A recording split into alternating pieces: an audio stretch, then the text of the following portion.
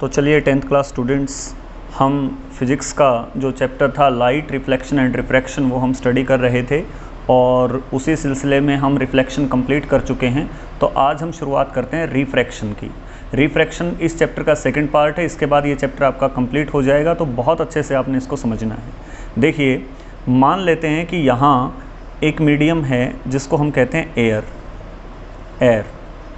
ठीक है, और ये हमारा सेकंड मीडियम है, मान लेते हैं वाटर। यहाँ पानी है, so this is your second medium water, और ये सरफेस है। तो जब भी लाइट की कोई रे एक मीडियम से दूसरे मीडियम में एंटर करती है, एयर को आप रेयरर मीडियम भी कह सकते हैं और वाटर को आप डेंसर मीडियम भी कह सकते हैं।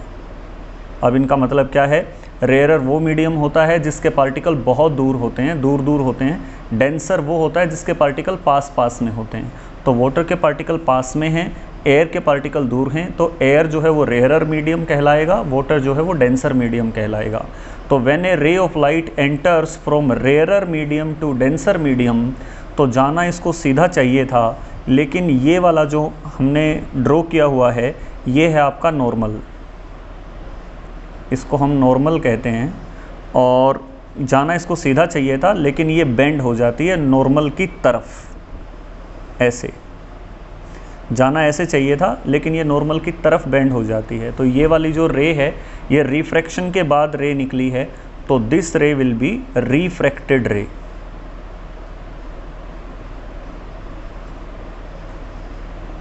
रिफ्रैक्टेड रे, तो इसी फिनोमिना को हम रिफ्रैक्शन कहते हैं।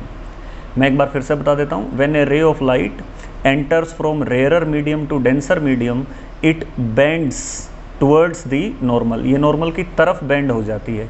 इस फिनोमिना को हम रिफ्रैक्शन कहते हैं। अगर ऐसा होता कि पहले वाटर से फिर एयर में जाती तो away from the normal bend हो जाएगी, ठीक है।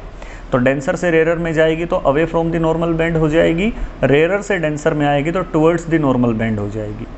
एक चीज़ आपने ये याद रखनी है। दूसरा, फिर कुछ चीज़ें मैं आपको क्लियर कर देता हूँ। इंसिडेंट रे नॉर्मल के साथ जो एंगल बनाती है, this angle is known as angle of incidence, ठीक है, आई से लिखेंगे। और रिफ्रैक्टेड रे ने नॉर्मल के साथ जो एंगल बनाया, this angle is known as angle r, angle of refraction, angle of reflection नहीं, एंगल ऑफ रिफ्रैक्शन। और देखिए, रिफ्लेक्शन में हमने स्टडी किया था कि आई और आर इक्वल होते हैं, लेकिन यहाँ आई और आर इक्वल कभी नहीं होते रिफ्रैक्शन में। ये बात आपने याद रखनी है, ठीक है। तो हम रिफ्रैक्शन की डेफिनेशन लिखेंगे पहले। तो डेफिनेशन क्या है रिफ्रैक्शन ऑफ लाइट की? द फिनोमिनन होती है घटना of change in the path of light, light के पाथ में होने वाला चेंज इन गोइंग, जब वो जाती है from one medium to another, जब एक मीडियम से दूसरे मीडियम में लाइट जाती है तो उसके पाथ में होने वाला जो चेंज है that is called refraction of light. इसी को हम लाइट का रिफ्रैक्शन कहते हैं। तो ये चेंज कैसे होगा? या तो टुवर्ड्स द नॉर्मल बेंड हो जाएगी या away from the normal bend हो जाएगी। एग्जाम्पल क्या है? हमारी डे टू डे लाइफ में हम रिफ्रैक्शन देखते हैं।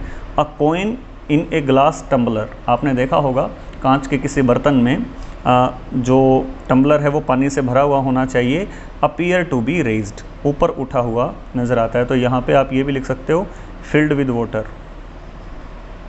टम्बलर के बाद ये लिख लीजिएगा कि ये टम्बलर जो है ये पानी से भरा हुआ है। तो पानी से भरे हुए किसी बर्तन में अगर आप कोई सिक्का डाल देंगे तो वो उठा हुआ नज़र आएगा आपको। या कोई पेंसिल अगर आप इमर्स कर देते हैं पानी में, डुबो देते हैं, तो it appears to be bent, ये मुड़ी हुई नज़र आती है, ठीक है। तो ये नज़र आती है, वास्तव में मुड़ी हुई नहीं होती। और किस वजह से नज़र आती है? Refraction of light. तो इसी फिनोमिना को हम रिफ्रैक्शन कहते हैं, जिसको हम डिटेल में स्टडी करेंगे, ठीक है। अब सवाल ये आता है कि रिफ्रैक्शन होता क्यों है? लाइट एक मीडियम से दूसरे मीडियम में जाने पर अपने रास्ते से डेविएट कैसे हो जाती है? तो उसका आंसर देने से पहले कुछ फैक्ट चेक कर लेते हैं। स्पीड ऑफ लाइट वैक्यूम में या फिर एयर में भी अप्रोक्सीमेटली इतनी ही होती है, 3 × 10⁸ मीटर पर सेकेंड, अप्रोक्सीमेटली इतना मान सकते हैं, है ना। तो ये फास्टेस्ट होती है इस पूरी दुनिया में, सबसे तेज़ लाइट चलती है वैक्यूम में। फिर वाटर में ये स्पीड कम हो जाती है, 2.25 × 10⁸ मीटर पर सेकेंड। ग्लास में ये स्पीड और कम हो जाती है, 2.25 से 2 पे आ जाती है, 2 × 10⁸ मीटर पर सेकेंड। तो आप क्या देख रहे हैं, जैसे रेयर मीडियम में लाइट फास्ट चलती है और ऑप्टिकली डेंसर, ऑप्टिकली का मतलब होता है लाइट के अकॉर्डिंग, ठीक है, तो ऑप्टिकली डेंसर मीडियम में लाइट जो है वो स्लो हो जाती है और रेयर मीडियम में फास्टर चलती है। ये रीज़न है कि रेयर मीडियम में इतना तेज़ चलती है कि अपने रास्ते से ज़्यादा नहीं भटक पाती, और जो डेंसर मीडियम होता है उसमें ये धीरे चलती है, इसलिए अपने रास्ते से भटक जाती है। तो ये रीज़न है रिफ्रैक्शन का। ओके, अब बच्चों सवाल ये है कि हमें कैसे पता लगेगा जब हम दो मीडियम को आपस में कंपेयर करते हैं तो उनमें से कौन सा रेयर है, कौन सा डेंसर है, या कौन सा ज़्यादा रेयर है, कौन सा कम रेयर है। तो उसके लिए क्या कोई हमारे पास मेज़रमेंट की टेक्निक है? तो बिल्कुल, आपको याद रखना है एब्सोल्यूट रिफ्रैक्टिव इंडेक्स। ये किसी भी मीडियम का हम रिफ्रैक्टिव इंडेक्स निकालते हैं। रिफ्रैक्टिव इंडेक्स जितना ज़्यादा होगा मीडियम उतना ही डेंसर होता चला जाएगा, जितना रिफ्रैक्टिव इंडेक्स कम होगा उतना रेयरर होता चला जाएगा। ये हम निकालते कैसे हैं? कोई आपसे पूछे कि एब्सोल्यूट रिफ्रैक्टिव इंडेक्स की डेफिनेशन क्या है, तो डेफिनेशन इसके मैथमेटिकल फॉर्मूला में ही है। तो एब्सोल्यूट रिफ्रैक्टिव इंडेक्स रेशियो होती है speed of light in vacuum, speed of light in medium, ठीक है। आप ये कह सकते हो it is the ratio of speed of light in vacuum to the speed of light in medium. Vacuum में जो स्पीड ऑफ लाइट होती है उसको हम c से लिखते हैं, और मीडियम में जो स्पीड ऑफ लाइट है उसको हम v से लिखते हैं। तो बेसिकली जो रिफ्रैक्टिव इंडेक्स का आपके पास फॉर्मूला बना एब्सोल्यूट रिफ्रैक्टिव इंडेक्स का, वो फॉर्मूला है n = c/v। और c यहाँ पे याद रखना है, c की वैल्यू मैं आपको बता चुका हूँ। वैक्यूम में लाइट की स्पीड होती है 3 × 10⁸ मीटर पर सेकेंड। तो जिस भी मीडियम का आप रिफ्रैक्टिव इंडेक्स निकालना चाहते हैं, अगर उस मीडियम में लाइट की स्पीड आपको पता लग जाए तो c तो आपको पता ही है, रिफ्रैक्टिव इंडेक्स हम निकाल सकते हैं। मान लीजिए मैं ग्लास के लिए रिफ्रैक्टिव इंडेक्स निकालने जा रहा हूँ, तो फॉर ग्लास, ठीक है, तो ग्लास के लिए रिफ्रैक्टिव इंडेक्स को मैं Ng बोलूँगा, और ये रेशियो होगी c/v होती है, तो v यहाँ पे हम लेंगे Vg, speed of light in glass. देखिए speed of light in vacuum तो हमारे पास है ही 3 × 10⁸ metre per second. Speed of light in glass जो है वो अभी अभी हम करके आए हैं 2 × 10⁸ मीटर पर सेकेंड, ठीक है। तो मीटर पर सेकेंड से मीटर पर सेकेंड कैंसिल, 10 की 8 से 10 की 8 कैंसिल, 3 को 2 से अगर डिवाइड करेंगे तो ये आएगा 1.5। तो ग्लास का जो रिफ्रैक्टिव इंडेक्स होता है दैट इज़ 1.5। चलिए एक बार फिर से ट्राई करते हैं। एक रिफ्रैक्टिव इंडेक्स हम निकालेंगे वाटर का, ठीक है, इसी फॉर्मूला से absolute refractive index for water. तो पानी के लिए हम रिफ्रैक्टिव इंडेक्स कैसे निकालेंगे? तो refractive index of water, ratio मैंने बताया था एब्सोल्यूट रिफ्रैक्टिव इंडेक्स की रेशियो वही c/v होती है। तो क्योंकि यहाँ स्पीड ऑफ लाइट हम वाटर में लेंगे, क्योंकि रिफ्रैक्टिव इंडेक्स हमने वाटर का निकालना है। c की वैल्यू तो मैं आपको बता ही चुका हूँ। वैक्यूम में लाइट की स्पीड होती है 3 × 10⁸ मीटर पर सेकेंड, और स्पीड ऑफ लाइट जो वाटर में होती है वो मैं आपको बता के आया था अभी 2.25 × 10⁸ मीटर पर सेकेंड। तो क्या होगा, मीटर पर सेकेंड से मीटर पर सेकेंड कैंसिल, 10⁸ से 10⁸ कैंसिल। तो 3 को अगर 2.25 से डिवाइड करना है तो कैसे करेंगे? देखिए, तो 3 डिवाइडेड बाई, इसके डेसिमल हटा लेते हैं, 225/100 लिख सकते हैं, ठीक है। अब क्या होगा, डिवाइड के नीचे डिवाइड है तो 100 3 के साथ मल्टीप्लाई में चला जाएगा, तो ये हो जाएगा 300, और नीचे है 225। आप 25 से इसको कैंसिल कर सकते हो, 25 9 जा 225 होता है, 25 1 जा 25 और 25 2 जा। अब 3 की टेबल में दोनों आते हैं, 3 4 जा 12, 3 3 जा 9, तो इट इज़ 4/3। और अप्रोक्सीमेटली अगर लेंगे तो 3 1 जा 3, 3 3 जा 9, 3 3 जा 9, तो 1.33 जो है ये रिफ्रैक्टिव इंडेक्स आपका आ गया वाटर का, इट इज़ 1.33, राइट। तो ये मेथड है रिफ्रैक्टिव इंडेक्स निकालने का। तो मैं यहाँ आपको रिफ्रैक्टिव इंडेक्स कुछ मीडिया के दिखा रहा हूँ। मीडिया, हम कई मीडियम को एक साथ मीडिया कहते हैं, तो मीडिया प्लूरल है। एयर का जो रिफ्रैक्टिव इंडेक्स है ये होता है 1.0003। वाटर का रिफ्रैक्टिव इंडेक्स 1.33 होता है, एल्कोहल का 1.36 होता है, क्राउन ग्लास का 1.52 होता है और डायमंड का रिफ्रैक्टिव इंडेक्स 2.42 होता है। तो इस दुनिया में सबसे ज़्यादा रिफ्रैक्टिव इंडेक्स डायमंड का है और इसी वजह से डायमंड जो है इसमें रिफ्रैक्शन सबसे ज़्यादा होता है। तो डायमंड इस दुनिया का ब्राइटेस्ट सब्सटेंस है। इसमें एक बार लाइट चली जाए तो ऑप्टिकली वो घूमती रहती है, बड़ा चमकीला सब्सटेंस है। और सबसे कम रिफ्रैक्शन होता है एयर में। तो एयर से डेंसर वाटर है, वाटर से डेंसर एल्कोहल है, एल्कोहल से डेंसर क्राउन ग्लास और क्राउन ग्लास से डायमंड। ठीक है, देखिए बच्चों थोड़ा ध्यान से समझना है। अभी तक हम जो बात कर रहे थे वो एब्सोल्यूट रिफ्रैक्टिव इंडेक्स की बात कर रहे थे। एब्सोल्यूट रिफ्रैक्टिव इंडेक्स का मतलब सामने लड़ाई में कोई नहीं था। जिस मीडियम का हम रिफ्रैक्टिव इंडेक्स निकाल रहे हैं बस उसी का रिफ्रैक्टिव इंडेक्स निकाल रहे हैं। तो सामने कोई मीडियम है ही नहीं, सामने वैक्यूम था। लेकिन अगर दो मीडियम की आपस में लड़ाई हो जाए, मतलब एक मीडियम का रिफ्रैक्टिव इंडेक्स दूसरे के कंपैरिजन में अगर निकालना हो तो उस रिफ्रैक्टिव इंडेक्स को हम रिलेटिव रिफ्रैक्टिव इंडेक्स कहते हैं। ठीक है, ये कब निकलेगा? When light passes from medium 1 to medium 2, जब एक मीडियम से लाइट दूसरे मीडियम में जाएगी। पहले क्या हो रहा था? पहले हम कह रहे थे वैक्यूम से लाइट किसी मीडियम में आ रही है, तो वैक्यूम का मतलब कोई मीडियम था ही नहीं, तो तब हम बात कर रहे थे एब्सोल्यूट रिफ्रैक्टिव इंडेक्स की।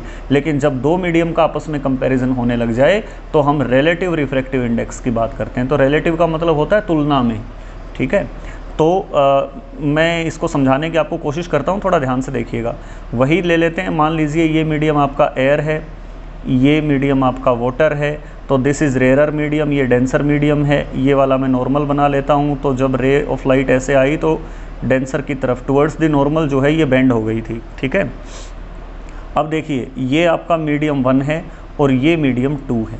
ठीक है, तो मीडियम 1 से मीडियम 2 में जो है वो रे ऑफ लाइट आ रही है। तो इस मीडियम 2 का रिफ्रैक्टिव इंडेक्स हम निकालेंगे, तो इसको हम कहेंगे N21। N21 क्या है? यहाँ पे हम लिख भी देते हैं, refractive index of medium 2 with respect to की तुलना में मीडियम 1। मीडियम 1 की तुलना में मीडियम 2 का रिफ्रैक्टिव इंडेक्स ये कहलाएगा N21। और अगर ये निकालना है तो N21 निकालने का सीधा सा तरीका है N2 डिवाइडेड बाई N1। ठीक है, तो what is N2? N2 is absolute refractive index of medium second. And what is N1? N1 is absolute refractive index of medium first।